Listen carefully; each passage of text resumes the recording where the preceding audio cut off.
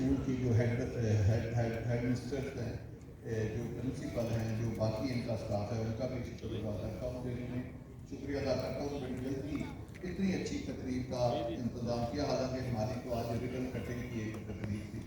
تو میری اب جو درخواست ہے وہ ہے جو ہمارے B-17 کے ریزیڈنٹ ہیں، جو FMC کے ریزیڈنٹ ہیں، جو فیصل ہیل کے ریزیڈنٹ ہیں، ہمارے ساتھ سراؤنڈنگ بہت بڑی کمیونٹی ہے، ٹیکسلا کی، واہ کی، حسن ابدال کی، ہری پور روڈ ہے، ہمارے 15-20 گاؤں ہیں. اب دیکھیں میں اکثر بات کرتا ہوں کہ انسان کے جو پیارے رشتے ہوتے ہیں، اس کے باپ، اس کی ماں کے بعد اس کی مسز ہوتی ہے، اور اس کا اپنا بلڈ جو اس کے بچے یا بچیاں ہوتی ہیں، یہ انسان کی زندگی میں پیارے سب سے رشتے ہوتے ہیں. اب یہ بتائیں آپ زندگی میں انسان کہتا ہے میری جائیداد بن جائے، میرا اچھا گھر بن جائے، میں گولڈ خریدوں، آج جی میرے پاس گولڈ ہونا چاہیے، دنیا میں گولڈ بڑا بکا ہوگا. تو یہ جو آدمی اس طرح کے منرل یا اس طرح کی جو چیزیں خریدتا ہے، تو سب سے زیادہ جو قیمتی چیز انسان کے پاس ہوتی ہے وہ اس کے اپنے بچے ہوتے ہیں، جو اس کا اپنا بلڈ ہوتا ہے، چاہے وہ بچیاں ہیں چاہے وہ بچے ہیں. تو ہونا تو یہ چاہیے کہ اس کا اپنا ڈائمنڈ ہے، اس کی سب جو پیسے کی ہے وہ سپینڈنگ کرنی چاہیے، تاکہ وہ اپنے بچوں کو جو اس کا اپنا ایسٹ ہے، جو اپنا خون ہے، جو جائیداد ہو، دنیا کی تمام چیزوں سے وہ قیمتی چیز ہے، اس کو وہ اچھی تعلیم دے. جب وہ اچھے کسی اسکول سسٹم میں آئیں گے تو ان کے سوچنے کا انداز بھی بدلے گا، وہ پھر سوچنے کا انداز بدلے گا، وہ ملک کو لیڈ کریں گے. یہی وجہ ہے پاکستان میں کہ آج پاکستان میں جو لٹریسی ریٹ ہے وہ دنیا کے کمزور ترین جو ملک ہے اس سے بھی کم ہے.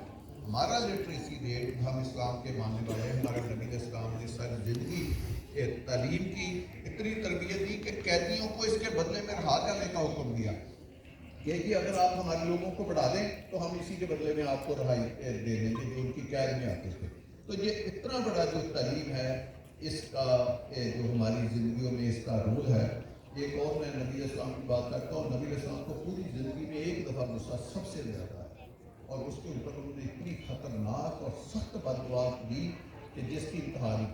یہ وہی وقت تھا کہ جب جو صحابہ کرام پڑھانے والے تھے ان کو ایک کفار نے بڑی شرارت کے، بڑی سازش کے تحت ان کو کہا کہ ہم اسلام کی ترویج اپنے علاقوں میں کرنا چاہتے ہیں، تو یہ جو جیت استاد ہے یہ آپ ہمارے ساتھ لیں گے تاکہ یہ ہمارے علاقوں میں جا کر مسلمان ہمارے جو کافر لوگ ہیں ان کو پڑھائیں، ان کو دعوت دیں اور ان کو دین سکھائیں.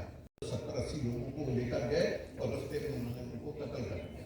تو وہ نبی اسلام کا زندگی میں اتنا غصہ نہیں انہوں نے کسی نے دیکھا جتنا اس میں ان کو دیکھا کہ یہ ہمارا برین ہے، یہ ہمارے پڑھانے والے تھے، ان کو انہوں نے قتل کیا. تو بہت سخت ان کے لیے نبی اسلام نے اپنی زندگی میں بد دعا دی. حالانکہ آپ کو سراپا رحمت سے آپ کو کسی کے لیے جو زیادتی کرتا ان کے لیے بھی بد دعا دی کرتے تھے. تو اس طرح آپ تعلیم کی جو اہمیت ہے اس کو سمجھے. دوسرا ایک نبی اسلام کا اور قول تھا کہ جی علم حاصل کرو خاتون میں چائنا جانا.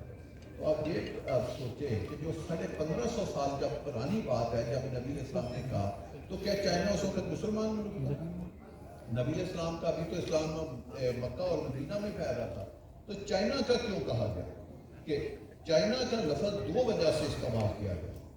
ایک جو فاصلہ کہ اتنی دور بھی اگر جانا پڑے علم کی شمع کو اجاگر کرنے کے لیے، اس کو حاصل کرنے کے لیے جائیں. دوسرا جو چائنا تھا وہ کفار تھا، وہ اللہ کو ماننے والے لوگ نہیں تھے. تو نبی اسلام نے کہا کہ آپ نے جو دنیا میں اگر آپ نے دنیا کی سب کے ساتھ جینا ہے اور چلنا ہے تو آپ نے جو سب سے اعلیٰ علم جہاں سے آپ کو حاصل کرنا پڑے آپ نے جانا ہے. آپ نے یہ نہیں دیکھنا کہ وہ علم دینے والے کون ہیں اور اس کا فاصلہ کیا ہے. تو یہ دو چیزوں کو بنیاد بنا کے نبی اسلام نے وہ ریفرنس دیا تھا. تو میری سب دوستوں سے آپ of my school in the best interest of my school with pride and commitment. with pride and commitment. I take this oath I take this oath to serve faithfully. to serve faithfully. So help me God. So help me God.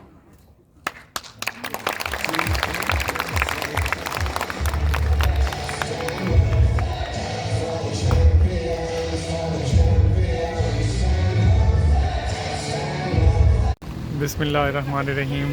Explore with فاروق میں خوش آمدید کہتا ہوں. فیصل ہل میں آج موجود ہوں. چودھری مجید صاحب خود یہاں پہ آئے ہوئے ہیں. تو ایک بڑی ضروری سی میں بات کرنا چاہ رہا ہوں کہ کچھ لوگ نا صرف کاروبار کو اہمیت دے رہے ہوتے ہیں، سمجھتے ہیں کہ بس جو ہے یہیں پہ ہے. تو آپ کو جان کے حیرت بھی ہوگی، خوشی بھی ہوگی، اور ہمیں یہ ایک بٹر فیکٹ مانگنی پڑے گی کہ کوئی قبرستان کا بھی افتتاح کر سکتا ہے. تو جی ہاں، ایک بندہ جو کہ اربوں پتی ہے لیکن اس نے موت کو یاد رکھا ہوا ہے اور وہ قبرستان تک کا افتتاح کرنے آتا ہے، اور اسی کو چودھری مجید کہتے ہیں. تو میں تو اس کو بڑا اپریشیٹ کرتا ہوں کہ آپ زندگی کے ساتھ ساتھ اپنی موت کو بھی یاد رکھیں. اور بہت سی سوسائٹیز ایسی ہیں جہاں پہ گریو یارڈز نہیں ہوتے. تو اس کے جو بھی پروجیکٹس ہیں، ایون فیصل ٹاؤن فیز 1 ہے، وہاں پہ بھی گریو یارڈز ہیں، ایک نہیں، دو نہیں، تین ہیں. اور جہاں پہ یہ سوسائٹی اناؤنس کرتے ہیں وہاں پہ گریو یارڈز کو بھی اتنی ہی اہمیت دیتے ہیں جہاں پہ آپ کے پیارے جو ہمیشہ آپ کے ساتھ تھے، جو رہ رہے ہیں اور آپ کو مس کرتے ہیں اور آپ کے قریب ہوں.